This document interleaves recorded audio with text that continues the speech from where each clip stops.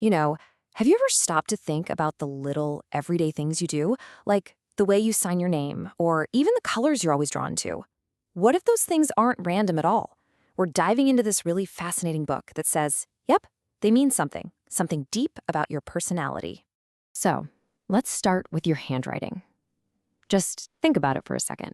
The last time you scribbled a note or signed something, what if every single loop, every line, every dot was actually a clue about who you are? And it's not just your writing. What about your favorite color? I mean, why are you always reaching for that blue shirt or that red coffee mug?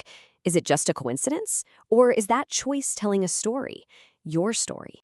That's exactly what we're going to dig into today. It's like we're about to uncover all these secrets that this book claims are hiding right there in plain sight. Okay, let's kick things off with handwriting. Now, the book we're looking at has this really cool idea. It says your handwriting isn't just about your hand muscles. It's more like brain writing, a direct signal from your brain, like a unique fingerprint of your mind. And there's actually a name for this whole field. It's called graphology. It's basically the analysis of someone's handwriting to figure out their character, their personality, even their abilities. Pretty wild, right? Just using how you write to see who you are? Okay, so get this. The book makes a pretty bold claim. It suggests that graphology can be accurate up to 95% of the time. Now, I know what you're thinking. A lot of scientists might call this a pseudoscience. But for our exploration today, we're going to see how the book treats it, like a really powerful tool. So, let's see how it's supposed to work. So, you want to know how it works? Let's try a really simple one right now. If you've got a piece of unlined paper handy, just write a sentence. Now, look at it. Does the line naturally go up? The book says that's a sign of optimism and enthusiasm. Or does it kind of drift down? That could mean you're feeling a bit pessimistic or just plain tired. All right, let's add another layer. What about the size of your letters? If you write really big, the book suggests you're probably pretty social, confident, and you don't mind the spotlight. But if your letters are small, it points to someone who's super focused, maybe a little more introverted, and a really sharp observer who notices everything. And this analysis can get incredibly specific, like down to the shape of a single letter. Now, because our sourcebook is originally in Arabic, it gives a great example using the letter ha. If you write it with an open loop, that suggests you're an open person, a smooth talker. But if it's closed off and kind of triangular, that could be a sign of nervousness. It just goes to show you the level of detail we're talking about here. Okay, let's shift gears to something we all have, something that's super personal, our signature. In the world of graphology, your signature isn't just your name. Oh no. It's the public image you want everyone to see. It's your personal brand, the face you show the world.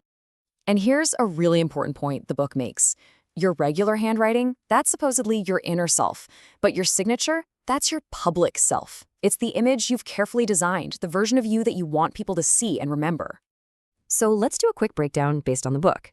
If you underline your signature, you've probably got a strong will. If it's totally unreadable, well, maybe you're trying to dodge some responsibilities. A tiny signature could mean you're a bit shy, while a nice clear one suggests you're influential and effective. So take a look at yours. Which one are you? All right, enough with handwriting for a minute. Let's switch from the pen to the palette, from ink to color. We're moving from the clues in our script to the secrets hidden in the colors we love. So here's the big idea. Your favorite color is anything but random. The book argues it's a direct window into your inner world. It reflects your emotions, your personality, and maybe even the desires you don't consciously think about. And the book breaks it all down into two main groups. First, you've got your warm colors. Think reds, oranges, yellows. These are all about emotion, energy, being social. Then you have the cold colors, blues, greens, even black. These are tied to logic, calm, and independence. It's kind of like the classic heart versus head thing. Okay, here we go. This is probably the part you've been waiting for. Think about your absolute favorite color. Got it? Let's dive in and see what the book says that color reveals about you. First up, red. If you're a red person, you are all about energy, ambition, and courage. The book says you have this huge appetite for life. You don't just go through the motions. You're impulsive, you attack challenges, and you do it all with a ton of passion. Now, if your favorite color is blue, your personality is pretty much the flip side of red. You're likely calm, conservative, and sincere. You're probably a creative soul too. The book says you really value honesty and deep, lasting friendships over everything else. What about green? Well, green is all about balance. If this is your color, you're probably super tolerant, patient, and understanding. You're the peacemaker of your friend group, right? The one who can solve any problem with a calm and steady hand. And for all you yellow lovers out there, you are the intelligent optimists. You've got that sunny personality, and you're just brimming with creative ideas.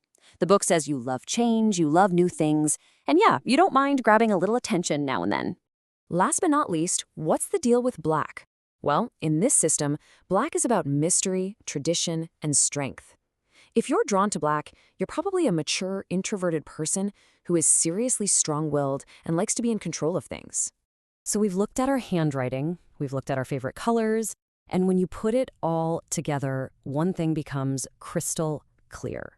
From the way you sign your name to the color of the shirt you put on this morning, the clues to who we are, well, they're everywhere. The big takeaway here is that our personality isn't just something we talk about. It's something we're expressing all the time, in all these tiny, subtle ways without even realizing it. Honestly, the clues are everywhere. So the next time you write a note or pick out what to wear, maybe just take a second look. Think about what it might be saying. This is just the beginning. What will you discover next?